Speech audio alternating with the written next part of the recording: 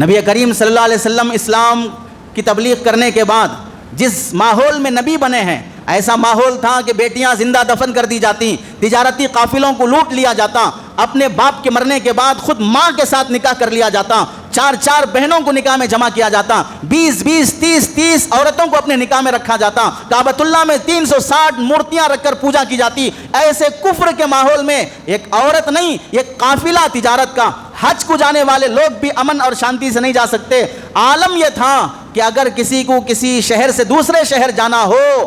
اور ان کے ساتھ کوئی مرد نہیں ہے، طاقتور لوگ نہیں ہیں، تو انہیں انتظار کرنا پڑتا تھا اشہر حرم کا، وہ مہینے جن میں جنگ حرام ہے، لوٹ مار حرام ہے، جنہیں ذی قعدہ ہے، ذی الحجہ ہے، محرم ہے، رجب ہے، ان مہینوں کا لوگوں کو انتظار کرنا پڑتا تھا سفر کرنے کے لیے کہ اگر بیچ میں جائیں گے حملہ ہو جائے گا، جان جائے گی، عزت جائے گی، فلاں مہینے کا انتظار کرو تاکہ ہمیں امن سے سفر کرنے کو موقع ملے۔ ایسی جہاں بد امنی تھی، دہشت گردی تھی، اس دہشت گردی کو رسول اللہ صلی اللہ علیہ وسلم نے کوئی کانفرنس سے، کوئی میٹنگ سے، کوئی بین الاقوامی جلسے سے ختم نہیں کیا،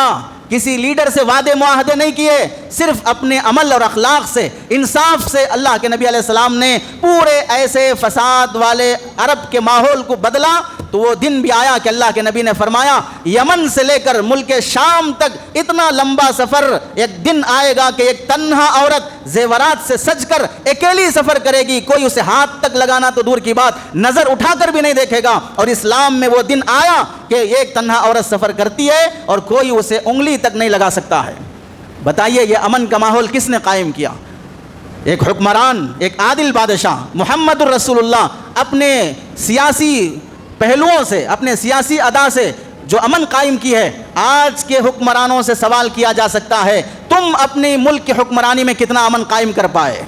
محمد الرسول اللہ پر انگلی اٹھانے والے تھوڑا ہسٹری اٹھا کے دیکھ لو، جو ظلم اس زمانے میں تھا اس ظلم کو اللہ کے نبی نے 10 سال کے اندر، تمہیں تو 15 سال کا عرصہ مل رہا ہے، 10 سال کے اندر اللہ کے رسول نے کیا امن کا پیغام اور ماحول قائم کیا۔ اور تمہاری مملکت میں 10 سال میں سے کوئی سال ایسا گزرا ہو جس سال کوئی دنگا ملک میں نہ ہوا ہو۔